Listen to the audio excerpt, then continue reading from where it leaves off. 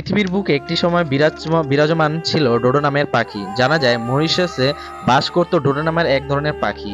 আর ওদের প্রথম খুঁজে পায় ডাচ বা ওলান্দাজরা, মানে যারা নেদারল্যান্ডে থাকে আর কি। ওরা এই পাখির নাম দেয় ওয়াগ ভোগেল। এই খটোমটো নামের অর্থ হচ্ছে অরুচি বা অভক্তি। এই ধরনের নাম দেওয়ার কারণ হলো ওরা এই পাখিকে রান্না করে খেতে গিয়ে দেখে তার মাংসের স্বাদ খুবই জঘন্য, তাই তারা এই নাম দিয়েছিল। এটা সেই 1598 সালের কথা। 1601 সালে সেই ডাচ জাহাজেরই অ্যাডমিরাল জ্যাকব ভেইন নেক একটি পত্রিকায় এই পাখির কথা লিখেন।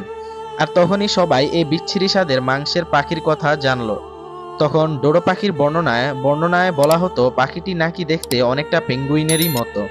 সেই সাথে হাতে আঁকা পাখিটির একটা ছবিও ছাপিয়েছিলেন তিনি। ডোডো পাখি প্রায় 3.5 ফুট পর্যন্ত লম্বা হতো আর এক এক জনের ওজনই হতো প্রায় 20 কেজি। সেই তুলনায় তাদের পাখনা ছিল খুবই ছোট।